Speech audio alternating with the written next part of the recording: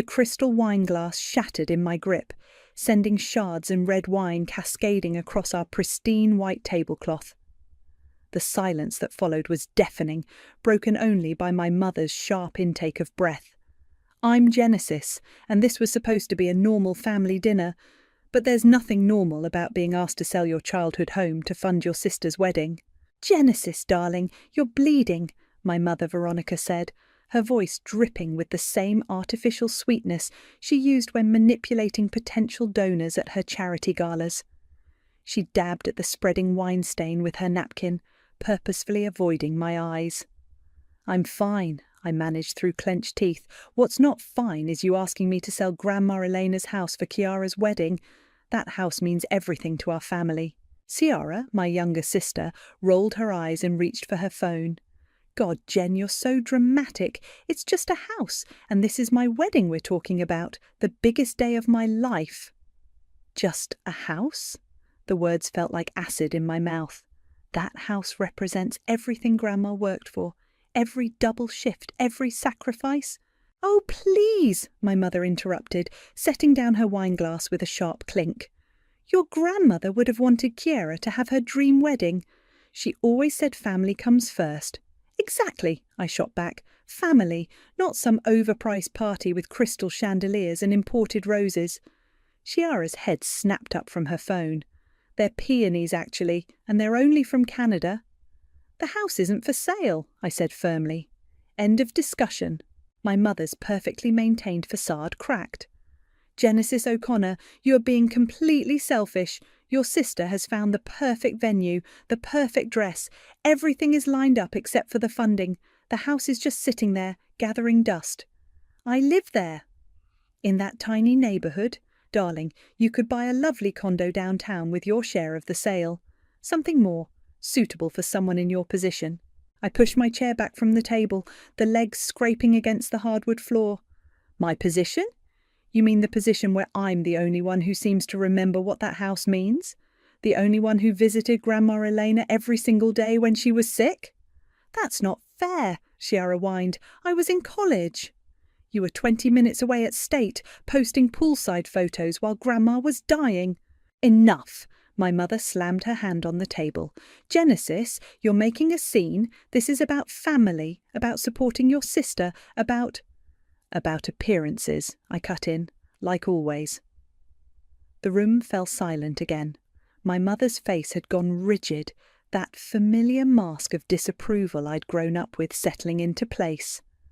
"Wyatt's family is expecting a certain standard," Ciara said quietly, naming her fiancé. "The Harrises have a reputation to maintain." I laughed, but there was no humour in it. "Right, because God forbid we disappoint the Harrises. Better to just erase our own family's history instead." My mother stood, smoothing her silk blouse. "I can see you're not in a reasonable mood tonight. We'll discuss this again when you've had time to think about what really matters." "I know exactly what matters," I said, grabbing my purse, "and it's not for sale." As I walked toward the door, Chiara called out, "You know, for someone who claims to care so much about family, you sure have a funny way of showing it." I paused, my hand on the doorknob. Without turning around, I said, "Grandma Elena worked 3 jobs to buy that house. She raised us there after Dad left. She taught us about dignity, about working for what matters. But I guess those lessons didn't stick for everyone." The door slammed behind me with a satisfying bang. In my car, I finally let out the breath I'd been holding, my hands shaking as I gripped the steering wheel. The nerve of them, trying to sell my home, my inheritance, for a single day of extravagance. My phone buzzed, a text from my mother. "Think about what you're doing to this family." I stared at the message, feeling something shift inside me. They wanted me to think about what I was doing? Fine, I'd give them something to think about. Starting the engine, I pulled away from my mother's perfectly manicured lawn, her perfectly appointed house, her perfectly planned manipulation. But I wasn't the same little girl who used to bend to her will, not anymore. They wanted a lesson in family values. I'd give them one they'd never forget. The porch steps creaked under my feet as I climbed them, just as they had for the past 30 years. Every sound in this house held a memory, and tonight they were screaming at me louder than ever.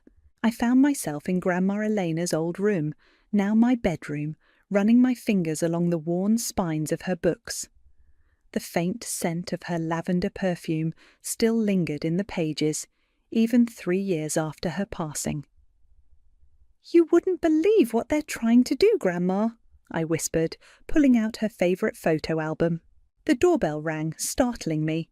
Through the window, I spotted Emmett's familiar silhouette on the porch. I'd texted him about the dinner disaster, and of course he'd come running. "I brought reinforcement," he announced when I opened the door, holding up a bottle of wine and take-out bags. "Though maybe we should skip the wine, considering your earlier glass-crushing performance." I managed a weak smile. "Very funny. Come in." We settled in the kitchen, the same kitchen where Grandma Elena had taught me to make her famous empanadas. Emmett pulled out containers of Thai food, while I grabbed plates from the cabinet she'd hand-painted with tiny blue flowers.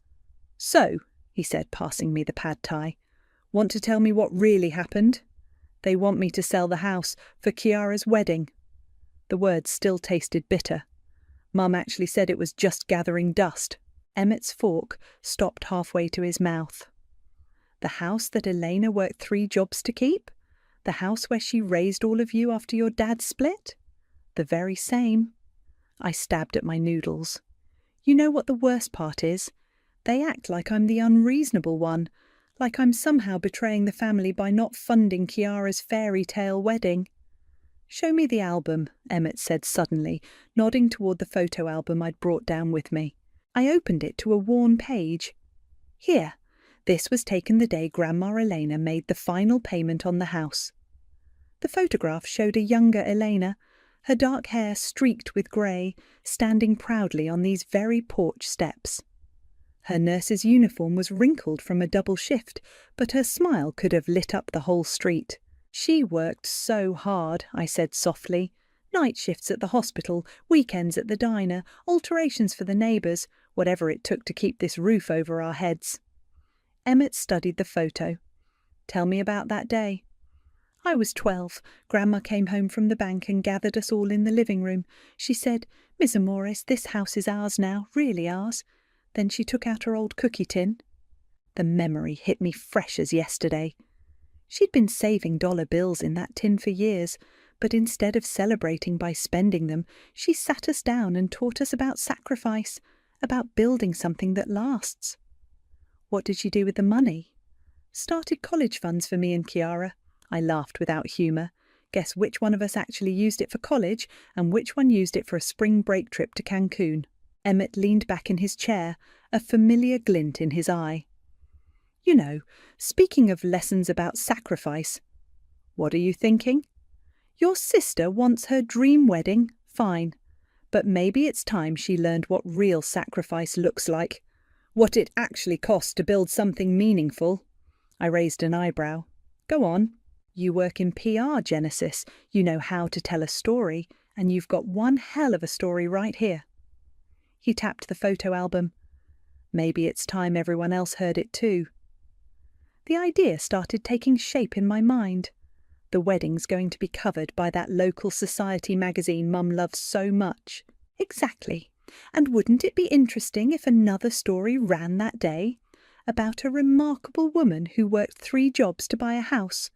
About how that house became a symbol of family sacrifice and determination.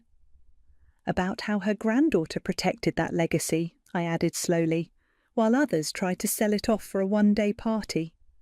Emmett grinned. "Now you're getting it." I looked around the kitchen at the hand-painted cabinet and the worn spot on the counter where Grandma Elena used to knead dough, at the window where she'd watch for us coming home from school, even after working all night.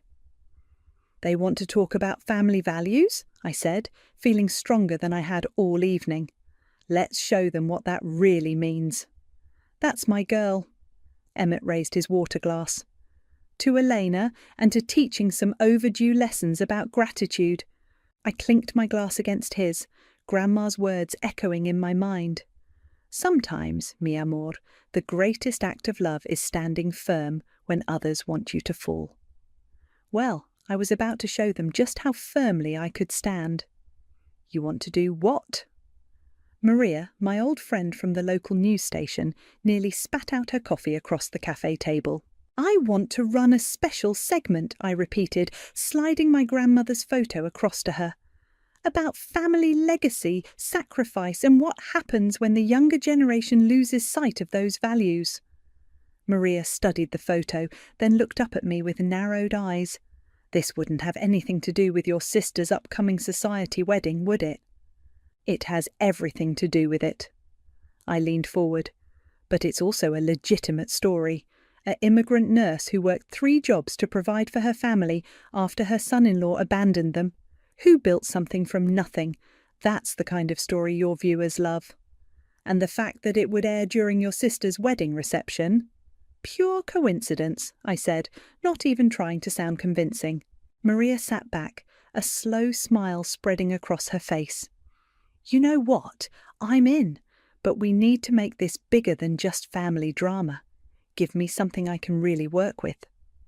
I pulled out my laptop and opened a folder. I've been doing some digging. Did you know that the neighbourhood where my grandmother's house stands is one of the last historically preserved areas in the city? There's a whole movement to protect these homes from developers who want to tear them down for luxury condos. Now that's an angle, Maria said, her reporter instincts kicking in. The battle between preservation and progress, told through one family's story. Exactly, and I've got more. I showed her another document.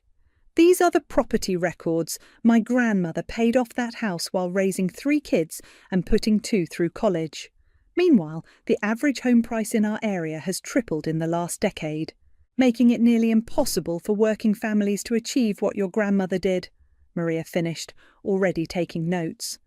Genesis, this is gold, but are you sure you want to do this? It's going to cause one hell of a family explosion. Before I could answer, my phone buzzed with a text from Ciara. Meeting with the wedding planner tomorrow. Mum says you better be there. I showed the message to Maria. See what I'm dealing with? They're not even acknowledging that I said no to selling the house. They just keep pushing ahead, assuming I'll cave. Like you always have before? Exactly. I closed my laptop firmly. But not this time. Maria gathered her things, journalist mode fully engaged. Okay, here's what we'll do. I'll start working on the segment. Family legacy, neighbourhood preservation, the whole package. You get me more details about your grandmother, maybe some interviews with neighbours who knew her, and Genesis. She paused, giving me a serious look. Be careful at that wedding planning meeting tomorrow. Don't show your hand. Don't worry, I said, thinking of the years I'd spent managing PR crises. I know how to play this game. Later that evening, I met Emmett at our favourite bar to update him on the plan. Maria's on board, I told him, sliding onto a bar stool. But she wants to make it bigger than just our family drama. Smart woman, Emmett nodded. The more legitimate the story, the harder it'll be for your mother to dismiss it as just you being difficult. Speaking of difficult, I showed him Chiara's text about the wedding planning meeting. You're going, right? Have to. Need to keep up appearances until everything's in place. I signalled the bartender for another round. But God, sitting there listening to them plan this ridiculous extravaganza while knowing what I'm planning. Think of it as research, Emmett suggested. Every over-the-top detail they add just makes your story more powerful. My phone buzzed again. Another text from my mother. Wear something appropriate tomorrow. The wedding planner is very exclusive. Appropriate, I scoffed, showing Emmett the message. Code for expensive enough to impress people. You know what? Emmett said, a mischievous glint in his eye. Wear your grandmother's old cardigan, the one she used to wear to work night shifts. I laughed, but then stopped. Actually, that's perfect. Subtle enough that they can't complain, but it'll help me remember exactly why I'm doing this. To Elena, Emmett raised his glass. To Justice, I added, clinking my glass against his. As we finished our drinks, I felt a mix of excitement and nervousness building in my stomach. Tomorrow I'd have to sit there and smile while they planned the very event I was planning to hijack. But for once, I wasn't dreading a family obligation. This time, I had a secret weapon, the truth, and soon everyone would know it. "Is that what you're wearing?" My mother's voice cut through the air as I walked into the upscale wedding boutique, her eyes fixed on Grandma Elena's worn cardigan, a slight grimace twisting her lips. "It's comfortable," I said, settling into one of the plush white chairs. The cardigan still smelled faintly of hospital antiseptic and lavender, exactly as it had when Grandma wore it. Ciara breezed in moments later, trailing shopping bags and our mother's wedding planner, Sophia, who looked like she'd just stepped out of a fashion magazine. "Oh my God, Jen, you look like you're heading to a nursing home," Ciara snickered, dropping into the chair beside me. I fingered the cardigan's worn sleeve. "Funny you should mention nursing. Remember when Grandma Elena would come home from her night shifts and still make us breakfast before school?" "Oh, ancient history," my mother cut in sharply. "Sophia, darling, show us those venue photos again." Sophia pulled out a tablet displaying images of an obscenely expensive hotel ballroom. With the crystal chandeliers and the imported marble flooring, it's absolutely perfect for the society wedding of the year. "Speaking of perfect," my mother said, turning to me with a practiced smile, "have you given any more thought to our discussion about the house?" I took a slow sip of the champagne they'd served us. "Actually, I have. I've been thinking a lot about family legacy lately." "Wonderful!" My mother clasped her hands together. "I'll have the realtor." "And about Grandma Elena's sacrifices," I continued, watching her smile fade. "About how she built something lasting for our family." Ciara groaned. "Oh my God, not this again. Can we focus on my wedding? Sophia, tell them about the ice sculpture idea." "It's a full-size replica of Cinderella's carriage," Sophia gushed, "with actual Swarovski crystals embedded in the ice." I couldn't help myself. "How much is that costing?" "Genesis," my mother warned. "No, I'm curious. How much are we spending on something that's literally going to melt away?" Ciara slammed her champagne glass down. "Why are you being such a bitch about this? It's my special day." "Ladies," Sophia intervened smoothly, "let's talk about the flower arrangements. We've sourced some stunning peonies." "From Canada," I finished. "Yes, Ciara mentioned that multiple times." My mother's face had taken on that dangerous calm I remembered from childhood scoldings. "Genesis, if you're not going to be helpful, perhaps you should leave." "Oh, I'm trying to be helpful," I said, standing up. "I'm trying to help you all remember what actually matters, but you're right, I should go. I have a meeting anyway." "A meeting?" Ciara scoffed. "With who?" I thought of Maria and our plans for the news segment. "Just some people who understand the value of preservation." As I reached the door, my mother called out, "The realtor will be contacting you tomorrow about viewing the house." I turned back, meeting her eyes.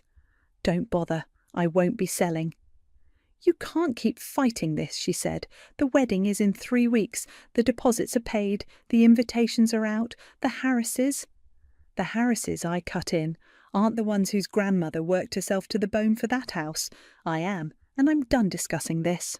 I left them sitting there among their luxury wedding catalogues and empty champagne glasses. Outside, my phone buzzed with a text from Maria. "Got the interviews with your old neighbours? They had amazing stories about Elena. This segment is going to be powerful." Another text followed quickly. "Also, found some interesting financial records. Call me." I smiled, thinking of my mother's perfectly curated public image and Ciara's carefully crafted social media presence. They were so focused on appearances, on what the Harrises and their society friends would think. Well, they were about to find out what real people thought about selling off a family legacy for a one-day party. My phone rang. It was Emmett. "How'd it go?" he asked. "About as well as you'd expect. They're still acting like the house sale is a done deal.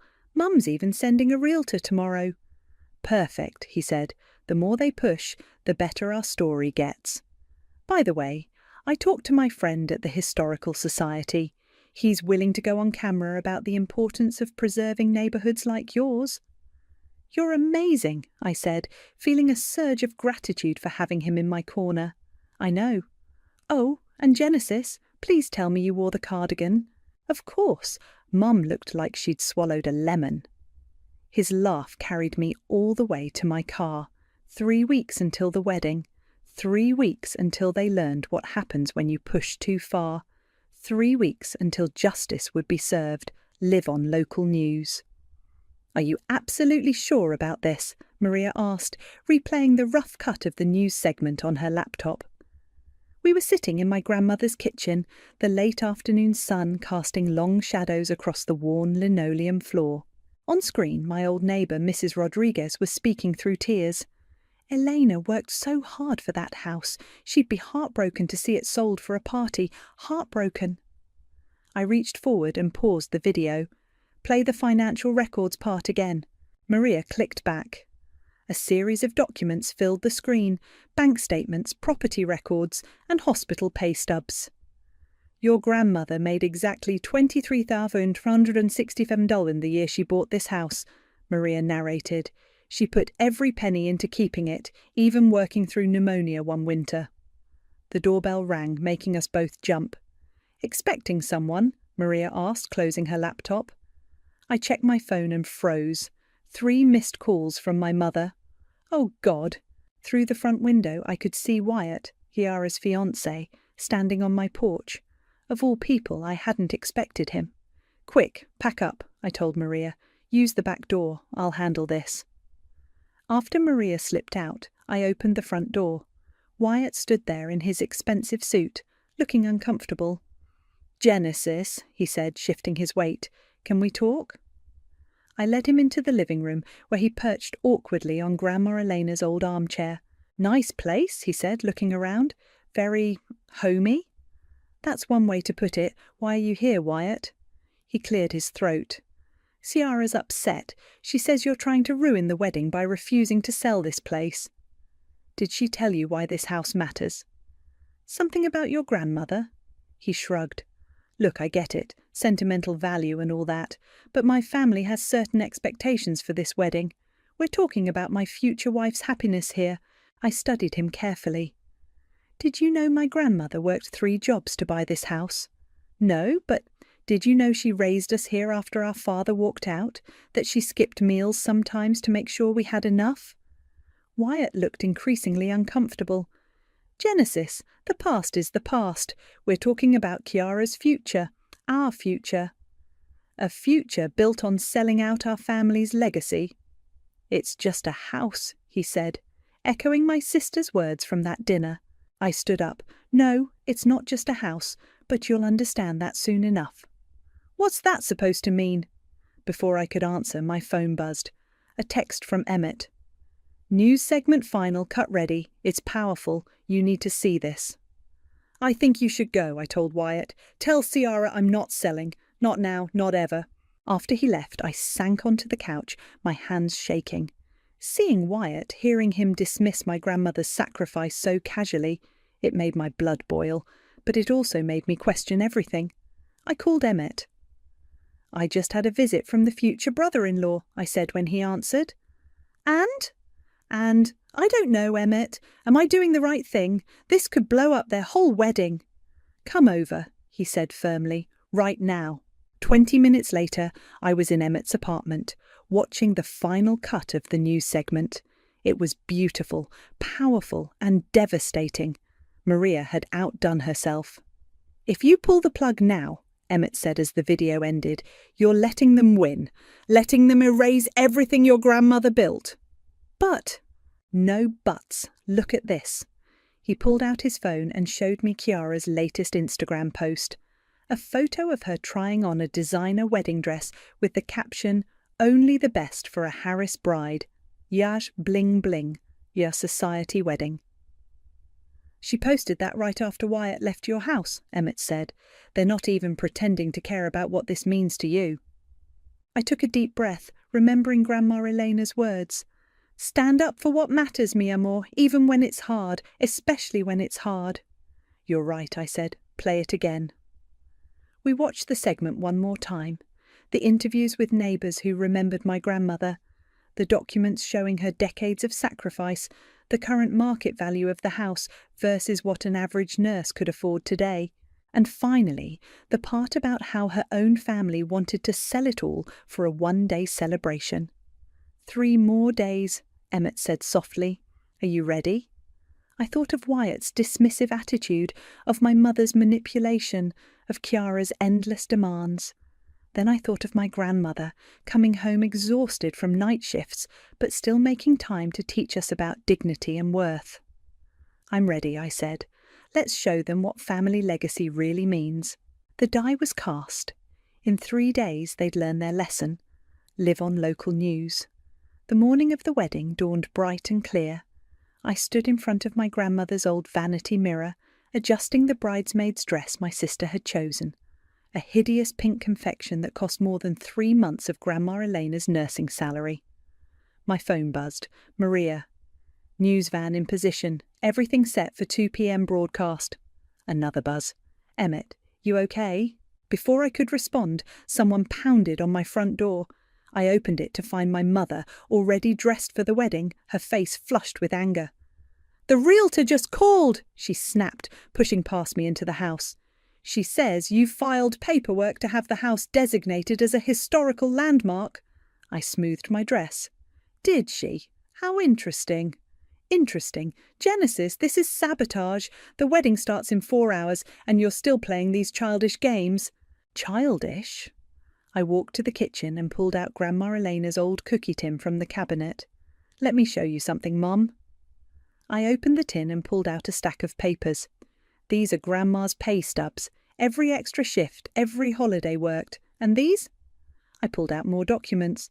Medical bills she paid off for us, college fund contributions, home repair receipts. What's your point? My point is that this house isn't just an asset to be liquidated for Chiara's perfect day. It's years of sacrifice. It's family. My mother's face softened slightly. Sweetheart, I know you loved your grandmother, but she would have wanted... Don't. My voice shook. Don't you dare tell me what she would have wanted. You barely visited her when she was sick. I was busy.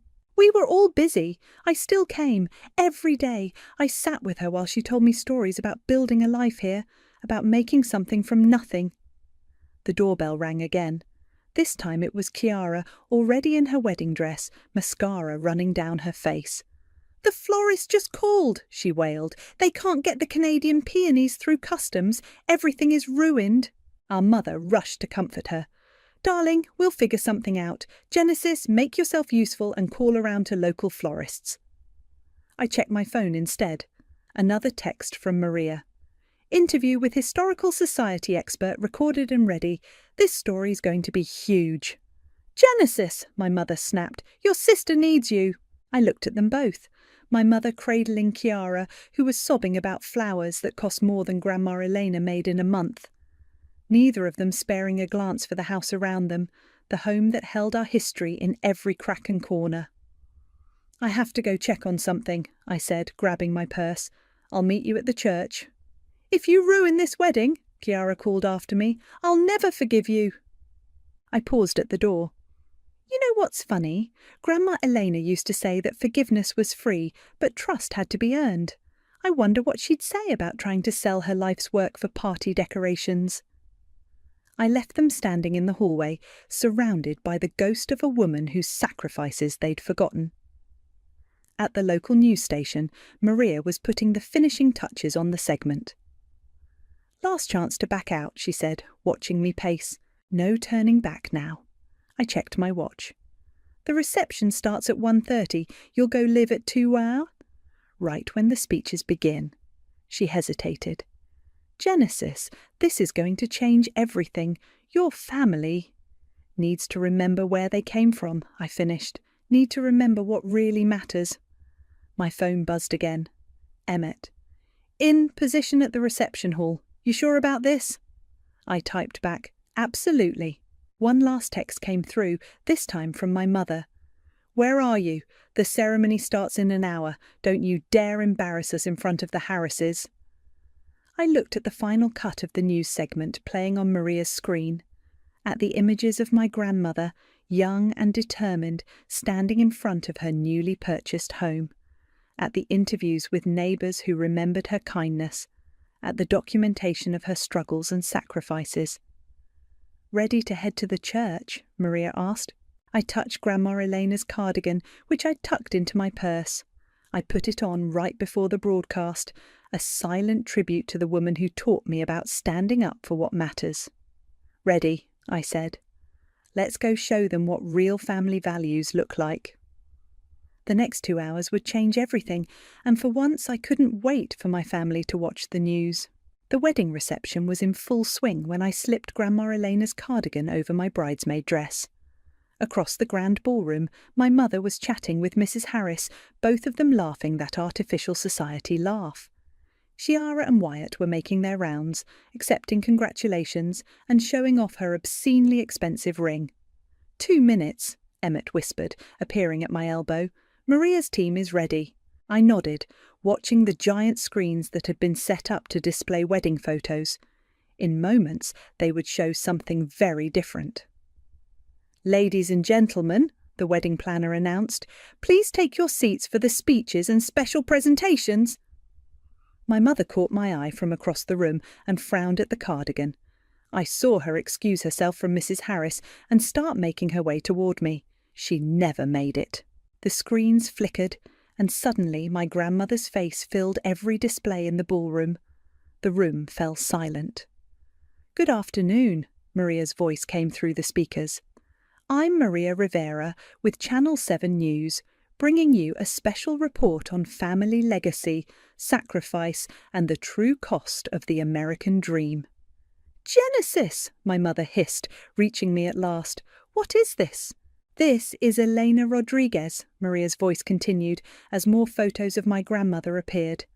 A nurse who worked 3 jobs to provide for her family. This is her story. The ballroom erupted in whispers as the segment continued. Old neighbours appeared on screen, sharing stories about my grandmother. Hospital colleagues spoke about her dedication. Property records and pay stubs flashed across the screen, showing exactly what it took for an immigrant nurse to secure a future for her family. "Turn it off!" Chiara shrieked, her white dress rustling as she rushed toward the wedding planner. "We can't," the planner said, looking panicked. "It's broadcasting live." Then came the part about the present day, about how that same house, bought with decades of sacrifice, was now being demanded as payment for a society wedding. The camera cut to Maria standing in front of my grandmother's house. But one person stood up to protect this legacy. Genesis O'Connor, Elena's eldest granddaughter, refused to sell this symbol of immigrant success and family determination. The cameras switched to my pre-recorded interview. I watched myself on screen, sitting in Grandma Elena's kitchen, wearing her cardigan. "This house represents everything my grandmother believed in," my recorded self said. "Hard work, sacrifice, family, real family, not the kind you can buy with imported flowers and ice sculptures." "Genesis," my mother's voice was dangerous now, "what have you done?" But I couldn't answer because Wyatt's mother, Mrs. Harris, was suddenly standing in front of me. "Is this true?" she demanded. "Your grandmother worked 3 jobs to buy that house." "Yes," I said firmly, "night shifts at the hospital, weekends at the diner, sewing alterations at night. Everything she did for us." "And they wanted you to sell it?" Mrs. Harris turned to glare at my mother. "For wedding decorations?" On the screens, the segment was showing footage of Grandma Elena's last days, when she was still teaching me to make empanadas in her kitchen. Her voice, weak but determined, filled the ballroom. "Remember, mi amor, some things are worth more than money. Some things you must protect." "You've humiliated us," Chiara screamed, storming over. "This is my wedding day." "No," Mrs. Harris cut in, surprising everyone. "She's honoured your grandmother's memory, which is more than I can say for some people." The room had divided into clusters of whispering guests. I could hear fragments. 3 jobs. Can you imagine? And they wanted to sell it. "Mom?" Wyatt's voice carried across the silence. "What are you doing?" Mrs. Harris drew herself up to her full height. "I'm remembering where I came from, dear. My own mother worked as a housekeeper to put me through school. I've never told you because I was ashamed. But watching this..." She gestured to the screens where photos of Grandma Elena's life were still playing. This young woman is right. Some things are worth more than money. Ciara's mascara was running again. But the peonies, the ice sculpture, were nothing compared to what your grandmother built, Mrs. Harris finished. She turned to me. Thank you for reminding us all what really matters. My mother stood frozen, her perfect mask cracking as her carefully curated society image crumbled. Ciara had collapsed into a chair, her expensive dress pooling around her. And me? I stood there in my grandmother's cardigan, feeling her strength around me like a shield. The segment ended with a final image of Grandma Elena on her porch steps, proud and strong, followed by the words, dedicated to those who build legacies, not luxuries. In the stunned silence that followed, I finally understood what Grandma Elena meant when she said, sometimes, mi amor, the truth is the greatest revenge of all. The morning sun streamed through Grandma Elena's kitchen window as I kneaded dough on the worn counter, just as she had taught me. The familiar scent of baking empanadas filled the house.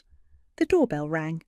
I wiped my hands on my apron and opened the door to find my mother standing there, looking smaller somehow without her usual perfect makeup and designer clothes.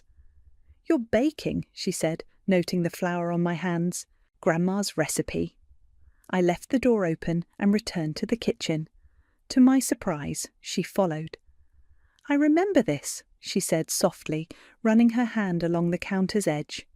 She used to make them every Sunday. Until you stopped coming to visit. She sank into one of the kitchen chairs. The segment's gone viral, you know. Local news picked it up, then national. People keep sharing it, talking about immigrant success stories and family legacy. I know. I slid the tray into the oven. Mrs. Harris called yesterday. She's starting a foundation to help working families buy homes in historically significant neighbourhoods. Of course she is. My mother's laugh was bitter. She's also withdrawn from the country club, says she needs to reassess her values. I turned to face her. Why are you here, Mum? She pulled something from her purse, an old creased photograph. I found this in my desk. It's from the day we moved in here. The photo showed my mother, young and smiling, helping Grandma Elena plant flowers in the front yard. They both looked so happy, so connected. What happened to us, I asked. When did appearances become more important than this? I don't know. Her voice cracked. After your father left, I was so afraid of being seen as less, of you girls having less. I thought if we could just look successful enough, be accepted by the right people. We already had everything we needed. We had Grandma Elena. We had this house. Ciara's moving back home, she said abruptly. To her old room here, if you'll allow it. The wedding's been postponed. Wyatt?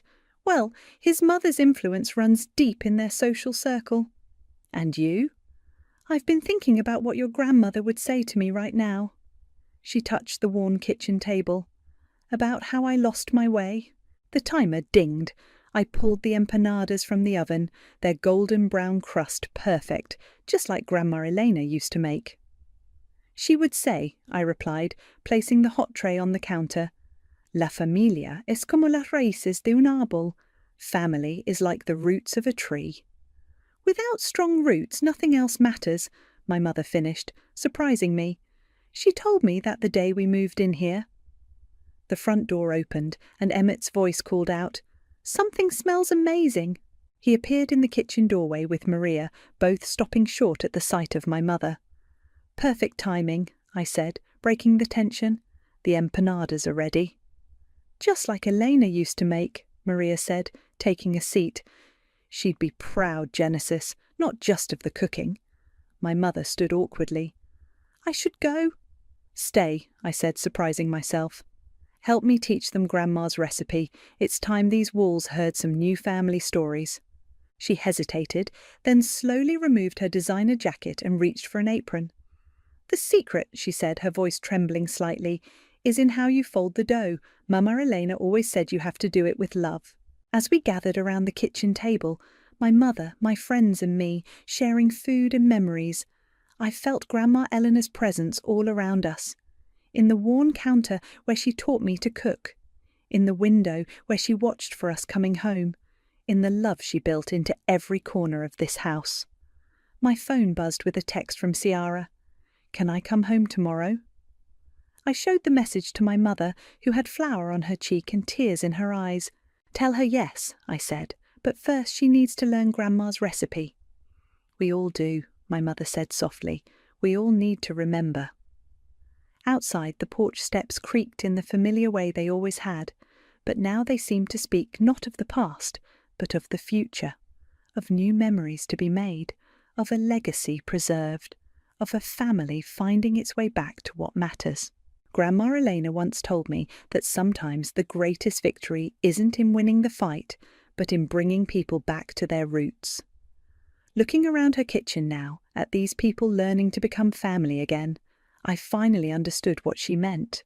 Some things really are worth more than money, some things really are worth fighting for, and sometimes the best revenge is showing people the truth they've forgotten and giving them a chance to remember.